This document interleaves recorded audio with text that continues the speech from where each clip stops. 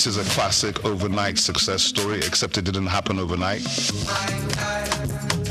I'm happy to be here.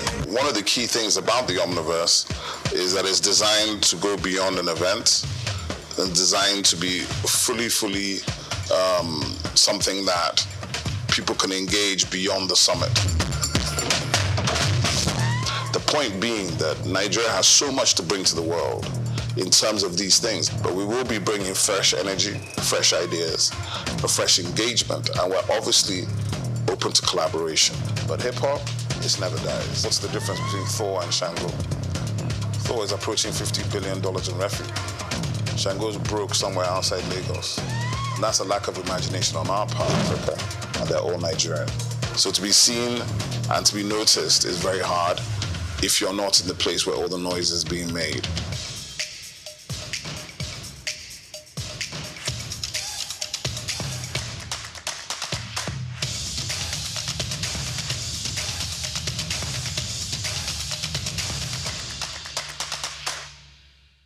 Lateef Jakande. Born Lateef Kayode Jakande in the Ekpetedo area of Lagos Island, Lagos State, on July 1929. He studied at the Lagos Public School at Enowa, Lagos Island, then at Bonham Memorial Methodist School, Port Harcourt, King's College, enrolled at Ilesha Grammar School, where he edited a literary paper called The Quarterly Mirror.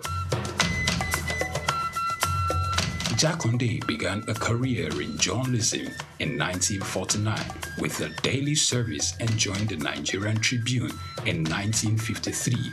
The owner, Chief Obafemi Awolowo, appointed Jakande editor-in-chief of the Tribune in 1956.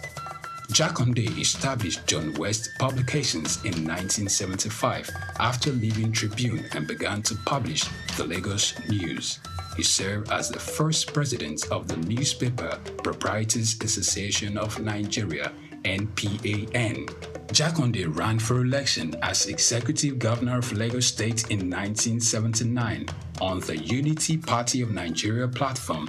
His administration was effective and open and implemented the cardinal policies of his party. He introduced housing and educational programs targeting the poor, building new neighborhood primary and secondary schools, and providing free primary and secondary education. He gave poor people's children education, and many of them are now very prominent in the society today. Jakande established the Lagos State University and constructed over 30,000 housing units. After the military takeover in 1983, Jakande was charged, prosecuted, and convicted of treason and later pardoned. He served as Minister of Works under the Sani Abacha military regime. He died in Lagos on February 11, 2021. Lateef Jakande was the first civilian governor of Lagos State. Lateef Kayode Jakande, Souk Enlightenment. At the African Development Studies Center, ADSC, we are committed to driving sustainable growth and development across Africa through innovative training and research. Our mission: empowering leaders, policymakers, and professionals with the tools they need to create lasting change. With customized training, dynamic research programs, and study exchanges on leadership, management, and other critical development topics, ADSC offers a platform for exchanging cutting-edge ideas and global best practices. We provide comprehensive services in research and consultancy, capacity building and training, education programs, publishing and knowledge sharing. Our esteemed faculty, composed of seasoned experts and researchers, ensures a learning experience that is insightful and practical. We specialize in policy development, implementation strategies, and monitoring and evaluation. At ADSC, learning is engaging and enjoyable.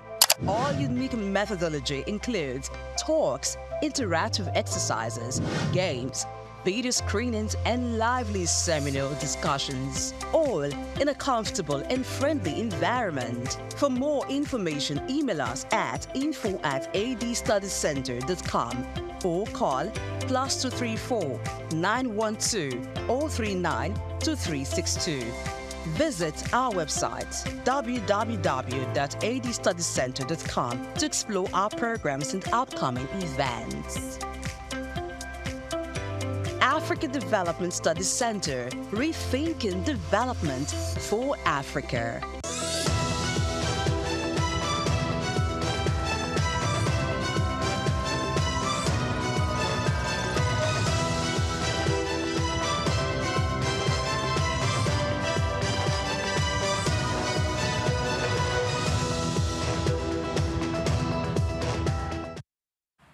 A very good morning to you. You're welcome to Just Africa. We are reaching you live from our studios at Souqnews TV. I am Oyinpriye Kromale. The recent decision by Nigerian banks to restart international transactions using Naira-denominated debit card marks a pivotal moment in the country's financial recovery after a 3-year suspension driven by a crippling dollar shortage. This move reflects renewed confidence in Nigeria's foreign exchange regime and signals a fresh prospect for businesses and individuals reliant on global remittances, travel, and e-commerce. The stabilization of the Naira hovering around 1,528 Naira or 1,529 Naira to the dollar in the official market underscores the effectiveness of recent foreign exchange reforms and growing forex liquidity. Good morning to you once again and welcome to Just Africa. I am Oyinpriye Kromale. Olumide, good morning. Good morning, Priya. How are you doing? I'm okay. Did this get to you by way of surprise? Well, it's a long time coming. I think it had to do with the Naira instability and all that. But now that every other thing has been put in place, I see a good move. Yes. It would aid education, it will aid trade, it will also aid travel-related expenses, especially for Nigerians paying for school fees abroad and all that. I remember also when I traveled to Ghana some while back, I think about 3 or 4 years back. Yes. I was only entitled to $50. $50. Yeah, from my ATM card, my international ATM card. It was just $50. $50? Yes, $50. Wow. And it was quite... So I had to, engage with a Malam and some other people. You went to the... trying to exchange money and, so it wasn't easy because from my hotel to where I would do that, it was quite a journey and all that. So I see this as a welcome idea. I heard that it's the limit to spend, monthly spending limits ranging from $500 to $10,000. I think that's a very good move. Oh, 10,000. We got to 10,000. Depending on the bank. Depending on the bank. Yes, depending on the so bank. the limit of spending varies among banks. Yes. Now, let's move on without much further ado. The Forex liquidity and institutional resilience. Now, the reforms introduced in June 2023, including currency flotation and unified Forex windows, have steadily boosted dollar inflows. Major banks like GT Bank now permit $1,000 per quarter on Naira cards, while others offer $500 monthly, indicating restored trust in the banking systems and exchange rate stability and the macroeconomic health. The Naira stability of 1,529 Naira as official to 1,559 Naira, the parallel market, shows consistency across the Forex segments, and official reserves have risen to $37 billion, bolstered by high-yield debt offerings and disciplined monetary policy. We got that from Business Day, who was given that implication. So, in business confidence, despite ongoing inflation, the GDP grew by 4.6% in the fourth quarter of 2024, with continued 2025 expansion expected.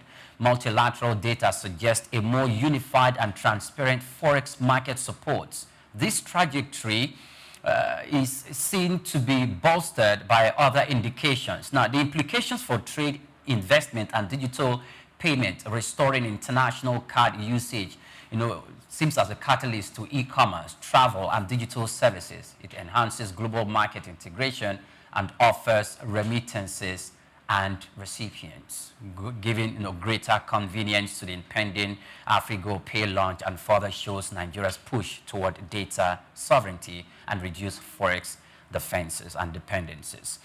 We're going to break. When we return, we have our guest join us on the platform. It's a conversation you don't want to miss. It's Just Africa. Do stay with us.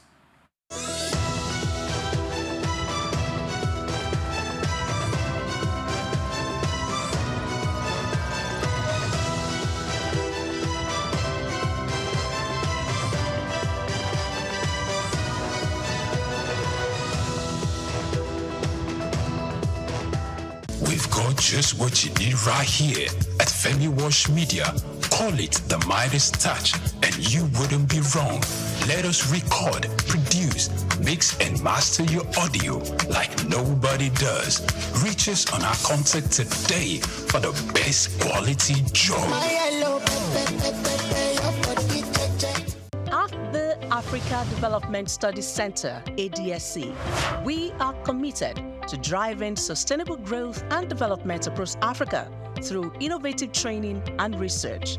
Our mission: empowering leaders, policymakers, and professionals with the tools they need to create lasting change. With customized training, dynamic research programs, and study exchanges on leadership, management, and other critical development topics, ADSC offers a platform for exchanging cutting-edge ideas and global best practices. We provide comprehensive services in research and consultancy, capacity building and training, education programs, publishing, and knowledge sharing. Our esteemed faculty, composed of seasoned experts and researchers, ensures a learning experience that is insightful and practical. We specialize in policy development, implementation strategies, monitoring, and evaluation. At ADSC, learning is engaging and enjoyable. Our unique methodology includes talks, interactive exercises, games, video screenings, and lively seminar discussions, all in a comfortable and friendly environment. Ready to make an impact? For more information, email us at info@adstudycenter.com or call +234 912 439 2362. Visit us today at www.adstudycenter.com to explore our programs and upcoming events. Africa Development Studies Center, rethinking development for Africa. Idumota Market. Ego Idumota, once a residential neighborhood, is home to Idumota Market, located on Lagos Island. It is one of the oldest and arguably one of the largest markets in West Africa. Idumota is a historic neighborhood adjacent to the Lagos port that facilitated the slave trade, and later, under the British indirect rule, it surrounded to exports that fueled the colonial enterprise. Idumota was also the location of an armed forces remembrance cenotaph called Soja Idumota, built as a monument to Nigerian soldiers who served with the West African Frontier Force. An Eyo Masquerade statue and a clock tower are also some monuments at Idumota. Idumota Market is so popular that large sales are recorded as early as 7 a.m. The market is made up of hundreds of locked-up shops occupying several multi-story buildings, with some measuring about 5 or more floors. In 2010, the Lagos State government demolished some illegal structures in order to improve vehicular and human movement in and around the markets. During weekdays, the neighborhood of Idumota is densely populated by shoppers, traders, and bus passengers. From the Carter Bridge, ascending into Lagos Island, passengers can see the neighborhood before disembarking at their final destination. Idumota Market accommodates the substantial inflow of imported goods. The bulk of import from abroad are routed first through Idumota and then on to other markets through Nigeria and other West and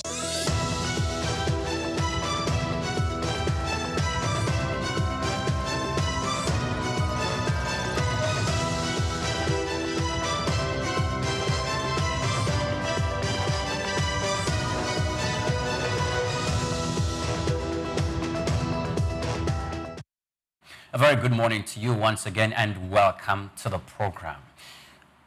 We have a guest joining us on the program to discuss what we are talking about today. His name is Monday Michaels Ashibogu, PhD, FNIPR. He's the Chief Executive Officer of Bills Box Services Limited and a distinguished professional with extensive expertise spanning training in financial technology, advertising, and public relations. Renowned for his strategic insight, Dr. Ashibogu has demonstrated a deep commitment to advancing the integration of artificial intelligence and digital media within the contemporary communications practices. Of course, his biography is longer than that. We had to cut it short because if we continue, we might take the whole time into the program. Good morning to you once again. Good morning. Dr. Monday Michaels. That's MMA. Monday Michaels Ashibogu. Welcome to Just Africa. Thank you. Yes. Nigerian banks, we have renewed or we have recommenced this process. So the thing is, what's this process all about? Because some of our viewers may not know, and what led to the suspension in the first place, and why we're coming there. Those look like three questions in a whole lump sum. Let's start. What's this whole thing? What is it about? Okay, what it means is that Nigerians who do not need to source for dollars or pounds or euros and pay into their domiciliary accounts and then obtain cards in those currencies denominations to perform international transactions or transactions in such currencies, either online on the web or at points of sales terminals or while outside the country. So what it means, you can travel with a Naira denominated card to any place that will charge you at a foreign currency, be it USD, Great Britain pounds, euro, CFA, name it, and you will get value. But it is capped at a particular value of the maximum of $1,000. This is just one opener by the Central Bank of Nigeria to enable Nigerians also have some form of assurance that their currency has maintained some sense of stability, and meaning that our reserves also have shored up to meet up this kind of demand when it comes to consumptions using cards that are denominated in the Naira. So when you find such happening, it also throws light on the confidence of your country's currency to play in the global market space. Before now, it means that you have isolated your currency from playing within the market space. And once that happens, countries also will reciprocate in the same manner. Once your cards cannot perform such transactions, it means your terminals here, like your ATM and point of sales terminals, will not be willing to accept international cards at their own denomination, except those cards are switched on international currencies. Okay. So what it means is that if I have a POS, for example, that is a Nigerian POS, say, for example, be it PalmPay, Money Point, or whatever, I can come in with a US card to make a withdrawal for the value of the Naira and get cash. I can walk into an ATM machine and do that same transaction and get value in cash. That reciprocity was clearly absent because you could only look for maybe perhaps a point of sales terminal or ATM terminal that will give you value for the same currency to which you have. Yes. And this comes at a very high cost. If you look at the percentages of such card transactions, it's quite heavy. Now, what it does is that you will be dealing with exchange for the value of your currency, and the timeline for also settlement also is longer because that country's financial institution will have to deal with your country's clearing bank in their own country. But in this situation where this switching is done, the card owners do the settlements in most cases. So if you're using a MasterCard, you're using a Visa card and other international cards that are in Nigeria and denominated in Naira, it gives the user a clear advantage because the settling is done strictly on the, by the issuers. Okay. And so for the financial institutions who give out those cards, it's also a seamless transaction for them because these banks have correspondent banks and they get instant value. And what it means is that if a Nigerian card, say you perform a $500 transaction, that value is taken from the correspondent bank's position, and also they can also take value from if they are a correspondent bank's position for that other bank in Nigeria. Okay, so I want to, was this the status quo? Because we heard that it was actually suspended for a while. Was this the status quo? No, it was suspended for 3 years, but it didn't start today. I think the first, within this, in the last 20 years, we had the first, we've been regulating these processes because of several factors. In 2013, we cut down the ability to use the Naira denominated card from $500,000 to $150,000. And then it moved to $50,000. And then we found ourselves at a particular time at $5,000 until 2023, right? 3 years ago, we found ourselves at a dilemma, and there was this, it was like a hawk attack on the Naira. You know, practically everybody decided that the Naira should be feasted upon.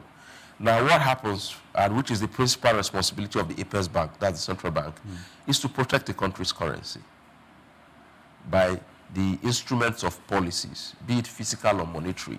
What they do is that they issue these policies to safeguard and protect the stability of a currency. Now, countries could allow such exchanges, but the thing is that over time, we found out that there was this consistent abuse of users of the Naira denominated cards for round tripping. Round tripping is a situation where you have individuals who spool out foreign exchange, right? Take it out, then bring it back to Nigeria and sell it in the parallel market at a higher margin.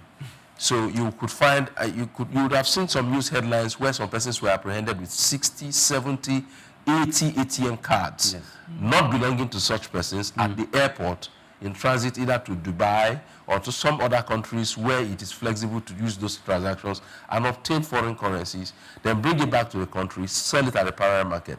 It was a disservice to the Naira, and that would also help in the depreciation of the value of that currency. It will also put pressure on your foreign exchange reserve. So, and then there was also demand for some obnoxious kinds of products that could be locally produced.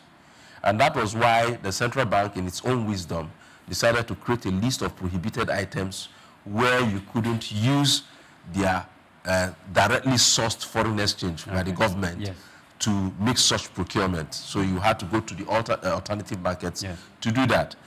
But be it as it may, it's a good, that would also help individuals. It's not actually in the interest of corporates or companies. It will help MSMEs because we have a larger chunk of transactions happening in Nigeria within the informal sector. And that's why you see the tax reforms would also be, you see with the tax reforms and this policy, it's an enabler to ensure that global trade, even within the informal sector, can be captured within a basket where people can also, the government can also show up revenue. All right, thank you very much for your point. Now, so I'm also looking at the limitations of this international Naira card.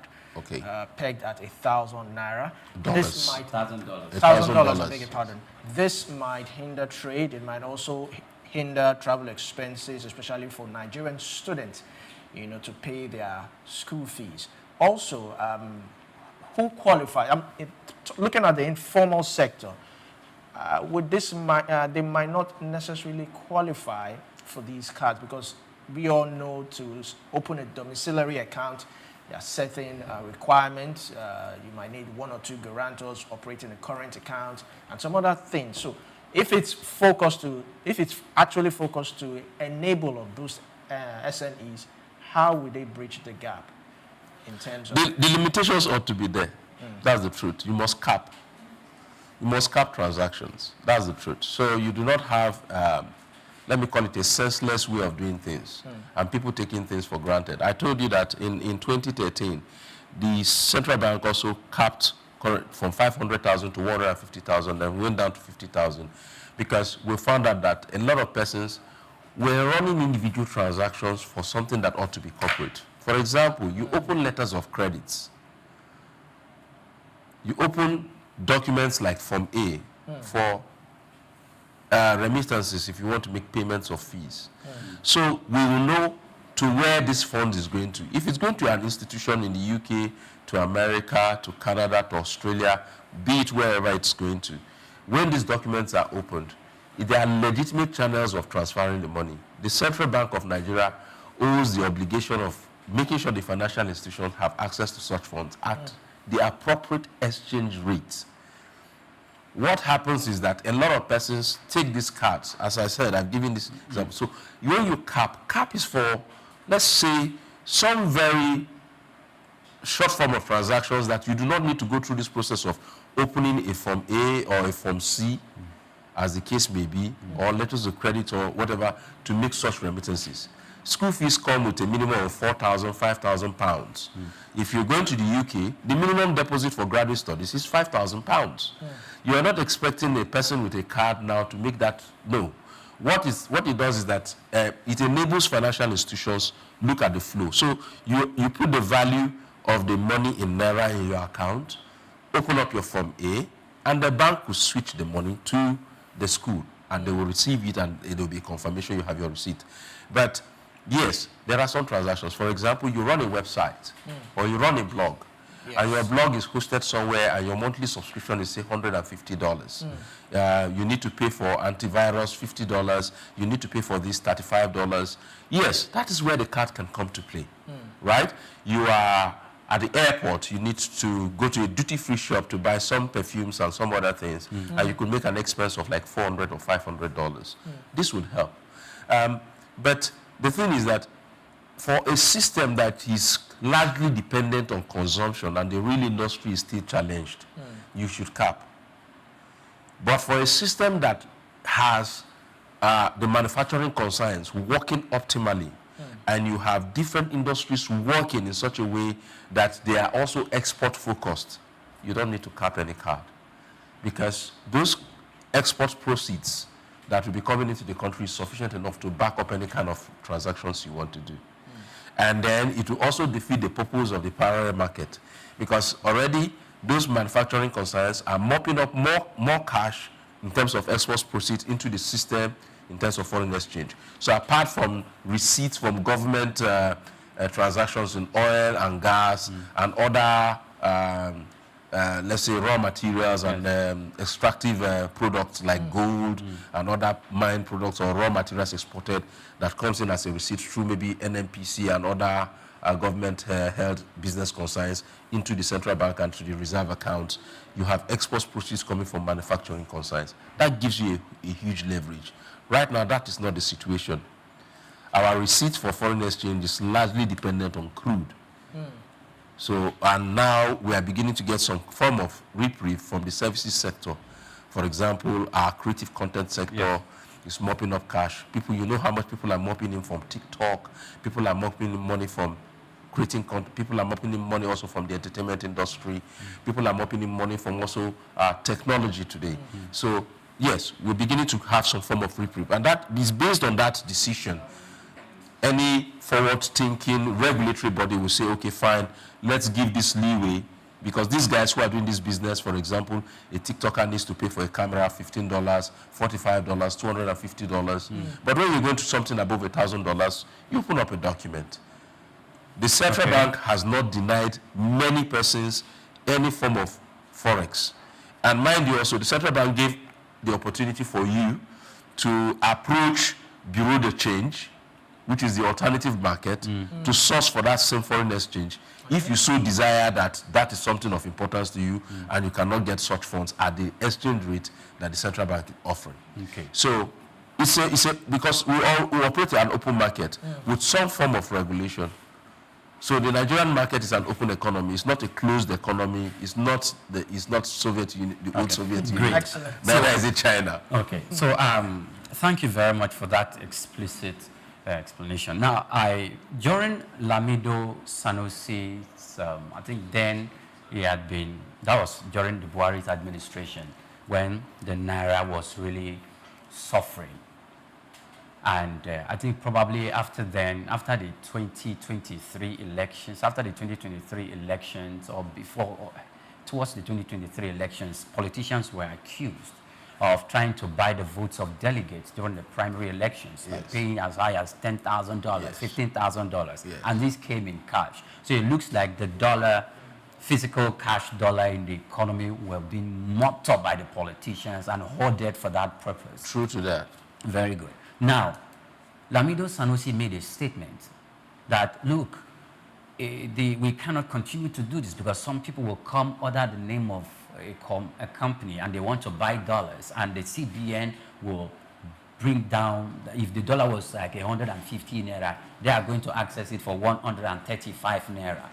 Then they just mop us as much as 10 million or 10 billion Naira worth of dollar equivalent, then they go keep it somewhere without effective scrutiny. Do you think we are still operating in that space? Or things like that still happen, that it used to happen then, that has a very, very, a very high level of consequence upon the Naira? You know, in every society you have the good, the bad, and the ugly. They will always be there. In every sphere, be it economy, social life, lifestyle, entertainment, even in the religious environment, you have the good, the bad, and the ugly. They'll always be there. The question is, how impactful is your regulation to put in check the behavior of the good, the bad, and also the ugly? Now, that has always been the situation. And sometimes policy making comes two ways. It's either proactive or reactionary. Now, and let me also correct the impression. Lamido Sanusi's administration was in the Jonathan Goodluck's time, and Emefiele came in afterwards. We've had this drama from Lamido Sanusi up to Emefiele. It was Emefiele who actually took the bold step into creating the prohibitive list and a whole lot of other. But the Naira had always come under attack since 1982. It is the strongest currency in sub-Saharan Africa. It is also a currency of interest because Nigerians by nature are migratory, very transient people, move a lot, and when they move with volumes of commercial activities. Quite unlike other persons who are moving either as a result of displacement from crisis or refugees. Nigerians move and create business opportunities. And so when they move, their movements are largely transactional. And when it happens, the Naira also moves with Nigerians. And then the sub-Saharan Africans, having observed this, that the Naira earns a global respect, would also come in with their own currency, shore up the Naira for an exchange for Forex. So what you have, for example, if you go to Seme, you see Nigerians, you see other foreign nationals who are trading with the CFA and the Naira. And what they do is when the Naira is at an advantage with the dollar, they will mop up their CFA, obtain the Naira, and obtain dollars. It is a global behavior everywhere. People trade in foreign currency. There's also the digital Forex market. So the Naira had come under pressure since 1982. If you recall, the first coming of Buhari, we had the counter trade market, you had the first tier foreign exchange market, we had the second tier foreign exchange market under IBB, we had under the structural adjustment program, we had different rates, then we had a unified rate, and then we also come, this has been historical from 82, right? Where it was obvious that the country didn't have enough to just wish away to people. But people, either in government, maybe by default, or people in private sector by default, assume that our resources will never finish, or the resources will remain relevant. And I keep telling people something. There was a stone age, and today it may be the tech age. But at the time the Stone Age stone was the most valuable thing that people could buy, right? Today, tech is ruling the world. Oil has moved, right? The black gold is moving away, and the world is moving towards tech. Oil has not gone away. Stone has not gone away. So what you have today that makes you a global power, tomorrow could be obsolete. And so for forward-thinking people, the Naira will continue to fall under pressure because the entire sub-Saharan Africa watches the Naira.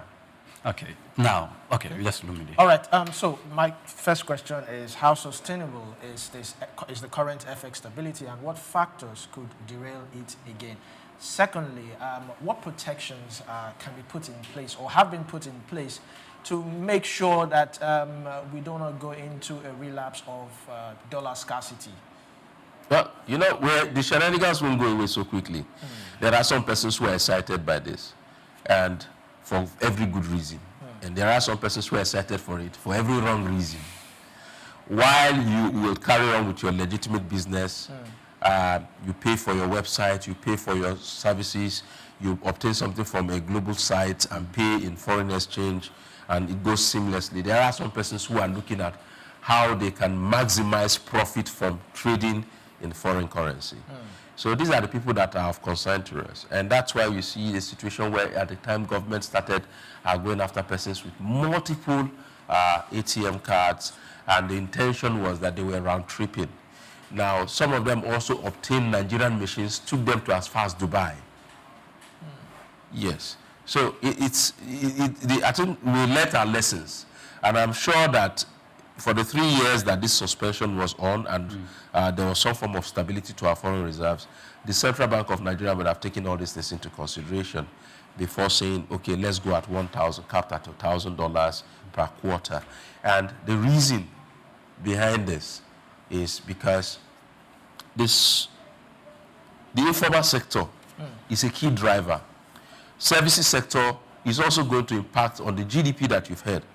So by the time we have quarter 1, quarter 2, 2025 results, possibly in December, you would begin to see the significant impact of what these may have done.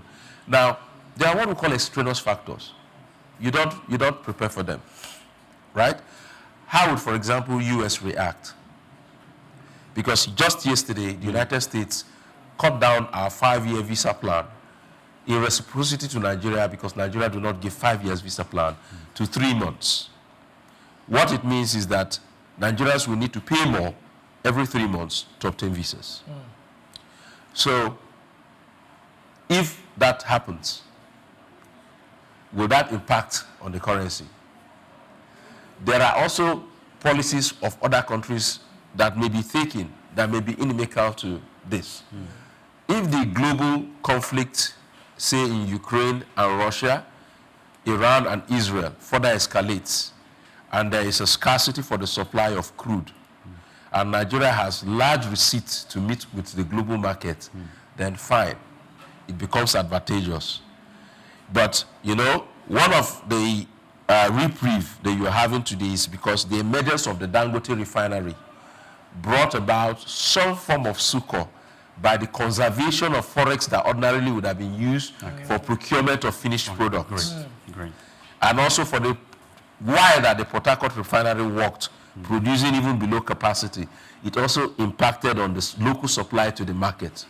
Now, these are determinants that helps show up foreign exchange. So the pressure hitherto may have been that the demand may be for say, $50 billion, and your reserve is about $30 billion.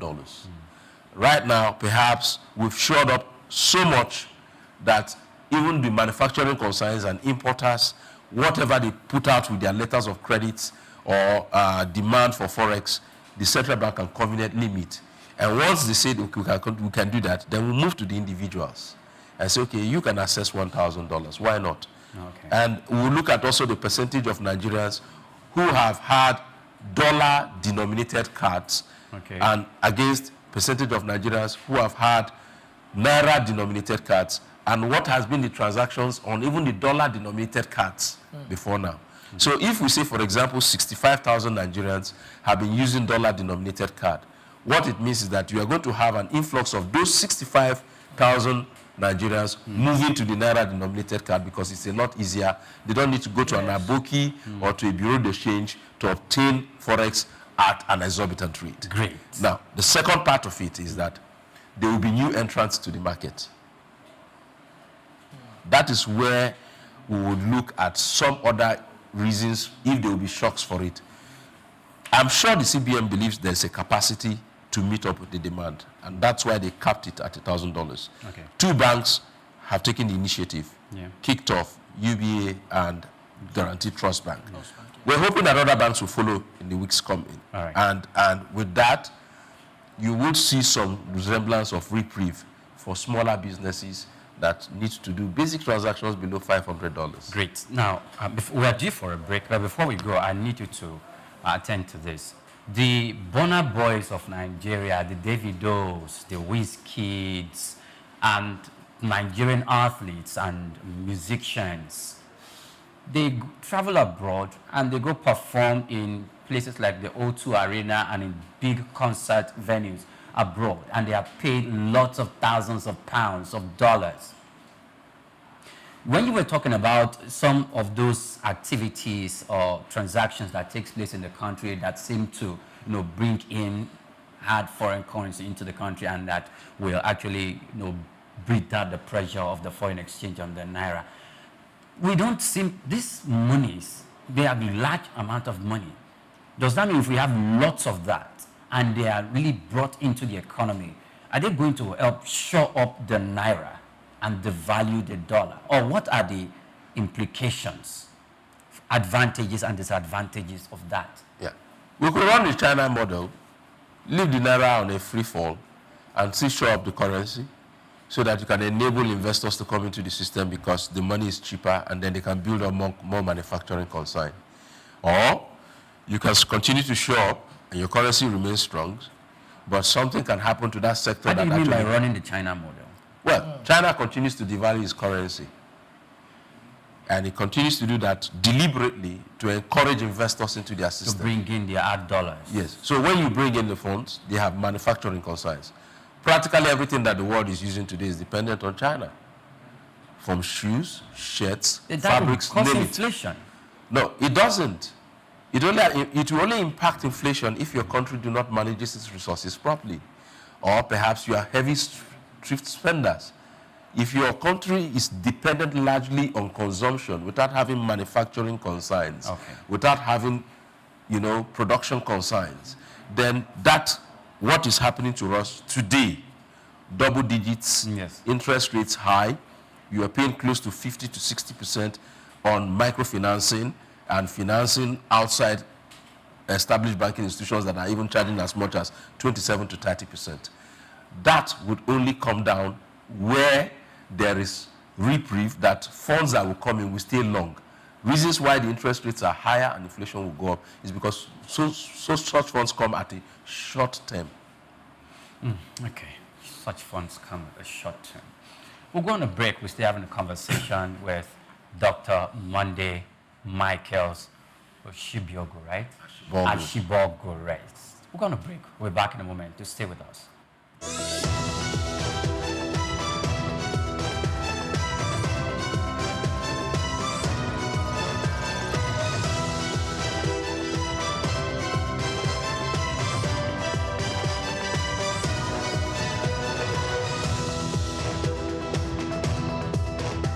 We've got just what you need right here at Femi Wash Media.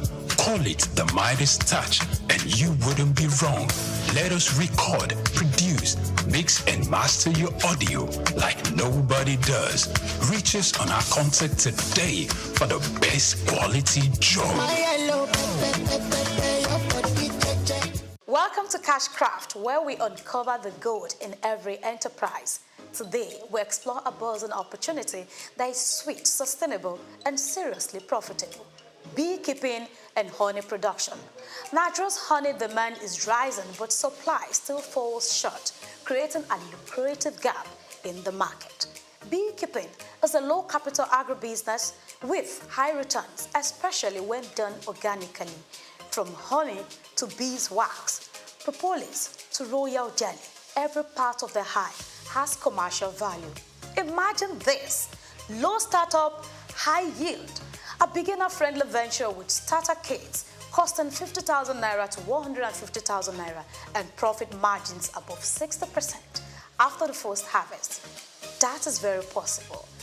Also, are you thinking climate advantage? Nigeria's tropical vegetation and long flowering seasons make it ideal for beekeeping almost year-round. So you know that's a good business to venture into. Now let's look at health and organic market boom. Natural unadulterated honey is in high demand. This demand kept increasing on a daily basis, not just locally but across West Africa and international markets. And it is used for different purposes, from health to skincare, culinary, and more. You may need further research, professional advice to understand exactly what I am talking about. Now, value chain potential. Processing and packaging honey, producing beeswax candles, selling hives, or even offering training is the way to go. Do not miss out. Just so you know, this is a climate-smart, gender-inclusive business that doesn't require owning a land or intensive labor. Here is how to take advantage. Start small with training and support. Enroll in the basic beekeeping course. Many NGOs, agricultural institutions, and cooperatives offer short-term hands-on training. Join a cooperative to access shared equipment, farmland, and easier entry into the market. Invest in starter kits. Begin with 1 or 2 hives. Starter kits typically include protective gears, a smoker, hive tools, and a bee colony. All you need to get started. Explore the full value chain. Process and bottle raw honey for local or boutique markets. Create value-added products such as beeswax candles, lip balm, soap, and natural polish. Build and sell beehives or rent them to farms for pollination services. Offer training and mentorship as your experience grows. Target empowerment opportunities. That's very key. Many donor-funded projects now support climate-smart, land-light ventures like beekeeping, making it ideal for women and youth with limited capital but strong entrepreneurial drive. From the wild to the wallet, beekeeping is more than a craft. It's a golden opportunity. With the right training and tools, you can turn nature's sweetest gift into your next source of steady income. And you know what? You don't need to think twice. If you want to go into it, take that decision now and get started. I am Grace Komalafe, and this is Cashcraft. I'll see you again some other time. Bye.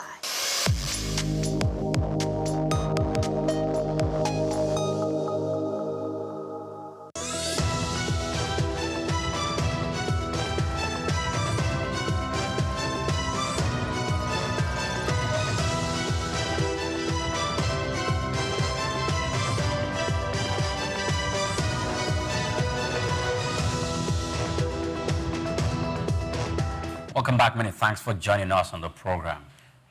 It is sounding like a conversation that will never come to an end, even though we need to end. But we're not drawing the curtain immediately. It looks like we're going to be having Dr. Monday Michaels again on the program, because I think we've not actually exhausted him because he has so much to give. Welcome once again to the program. Thank you.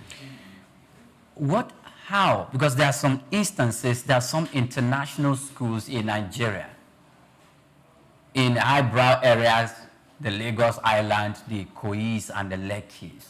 And the words of those children don't pay in Naira to those schools. But that's illegal. That's illegal, yes. And there's a time that even the National Assembly had to start to give warnings, because, but the thing is, even some of them could be said that they are the ones that own those schools. Some of the people who own those schools would have passed through that institutions too. So it doesn't look like it has abated, but it's still there. Does that work for or against our economy? Well, it's a double-edged sword. If you collect the foreign exchange and you're leaving it here, it's fine. But by the time you start to repatriate the funds, then we have a problem. Because you're depleting from somewhere, you're taking from somewhere. There are even apartments within the highbrow areas of Lagos Island, Ikoyi, Banana Island that were being given out in foreign exchange. Some people are paying in foreign exchange. It's just that it's not an official thing, but it's illegal by law. But how far will you regulate everybody? People will tell you it's either you do this or forget about it. And you're not the owner of the property to now start saying, okay, I would tell you how to do your business. So, and some of them are doing that also to hold positions when the market fluctuates. I will give an example of a telecoms company that suffered this metamorphosis of what foreign exchange risk can do. When they started as Etisalat, and the parent company was Mubadala. And at the time they took the loans to upgrade their facility, the dollar was 144 Naira. That was 2013. And by the time it was time to make the first payment, the dollar had gotten to 438 Naira. No. In 2016. How do you expect a brand like that to survive? So their being alive today as Nine Mobile speaks a lot of how resilient Nigerian businesses have gone through experiencing the foreign exchange risk. So when people say that you should pay them in foreign exchange, there's a reason for it, because they're looking at the risk involved in the foreign exchange market. If I started the business at 44 Naira a dollar as a news site. We started our news site at 44 Naira per dollar in 2004. Today, I'm paying 1,500 for subscription of a server that we're paying $1,500 a month. And then you want to up the advertising rate. And you are telling someone now to pay you in dollars, because if you put the rate at, say, 10 million Naira, next month, your 10 million Naira may not be able to give you $1,500, for example. So that's the reality on the ground. What are the possible ways that we can avert this as a nation? Open your markets to manufacturing, getting more investors, FDI, foreign direct investments. When you have more foreign direct investments in the real sector, not portfolio investors, not those guys who just come and sit in your stock exchange, and the moment a price of stock mark up, they clean out, put out their suitcases, and they're out of your country. If you recall, we had that experience too in the Nigerian capital market. So the thing is, the regulator has been forward-thinking, but you know, the shenanigans of some persons, they can be smarter than you think. No matter how smart a country is, there are people who always know how to beat the system. You can recall right now, as we're speaking, the US is still prosecuting persons of taking millions of dollars from the COVID fund. So it's not as if you say it's something that is just particular to Nigeria. But what we're looking at is the consistency and the ability of the regulator to be forward-thinking, because the regulator works both precautionary and reactively. So they've taken precautions by implementing this policy. We hope it works. But when issues start to come, they will also react. All right, thank you very much. Talking about opening a market for manufacturers or investors, do you think that the current monetary policy environment, is it friendly enough to attract long-term capital inflows? In terms of documentation, it's very friendly, but I don't know about practice. We have every document that would encourage any investor to come to Nigeria. But when you get to the airport, I do not know, from the customs to the immigration to the Ministry of Trade and Investment and all that. That's where the story starts. There's always a human element to policy. So imagine that I come in and I say I'm bringing in $20 million or $20 billion to Nigeria. I get in here. Somebody gives me 3 weeks to get a document I could have gotten in an hour. Okay. Right? Okay. So these are factors. So in terms of documentation, we have one of the perfect FDI documents you can find in the world. Akiwumi did experiment with that when he was Nigeria's minister of Agriculture. Yes, we did a lot here in Nigeria. We have had ministers who are brought in, and followed it to the latter. Nigeria's current Minister of Aviation is trying everything possible to make sure that aviation companies come and set up dry hangars in this place. So C checks, B checks, and A checks can be done in Nigeria rather than flying those aircrafts out and keeping them for months and weeks. He's also been able to remove those litigation gaps where some persons act smart by half. Anytime they are owing and they cannot meet up the obligation for wet lease, they approach the courts, get some form of injunction over and over again to prevent the owners of the aircraft from getting their aircraft. And so he's done that. So those who are notorious for owing and do not like to keep to contract, he's forcing them to do that. That's why I'm saying that in terms of policy documents, we are perfect as a country. We have the best laws. Issue is the human factor. You could find yourself frustrated out of the system if you are actually falling into the wrong hands. Great. Now, there is one thing that is very important. Akinwumi Adesina, that we just referenced, one of the global economic summits, actually said that if 1.4 billion Africans trade together, we will make more progress than we are making. And recently, there's been a conversation about we do not need to, if I'm going to trade in Ghana, if I'm going to Ghana, I don't need to change my Naira to dollar first, then change it, then access it to CD before doing that. Do you think we can get through those routes, or we've done it? It's working now. Think we should? Yes, it's working. Do you think we should head towards? We should still consolidate it by making sure that we have one currency, either in West Africa or in the whole of Africa, that can facilitate that and still maintain our own individual currency? I think what we're dealing with, fundamentally, one is trust issues. Two, the ability of those institutions to maintain these things sustainably. I remember the Pan-African Payment System, PAPS, right? It's effective. Today, with your MoMo, MTN MoMo PSB, Payment Service Bank, you can send money to someone in Ghana. You can send money to someone in Liberia, send money to someone in Cameroon. Just go there, look out for the person's details, send the value in Naira to the person in Ghana, he will get the value in cedis. But meanwhile, in the same country that you're talking about in Ghana, you cannot do interbank transfers. There is no interbank transfers. Good. So, Nigeria, that's why I say our technology is quite robust. It's quite robust. You can't transfer, for example, from a First Bank to a UBA in Ghana. It has to be a UBA to UBA. So that's why many people likely depend on MoMo. You can't find POS terminals on the streets like as you find in Nigeria. Okay, so is that a problem of the conventional banks, or is that it's technology.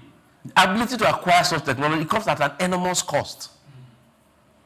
It comes at an enormous cost. But the fintechs are also. So we have the Nigerian interbank settlement system. Yes. We've even allowed another payment aggregator right now, Unified Payment.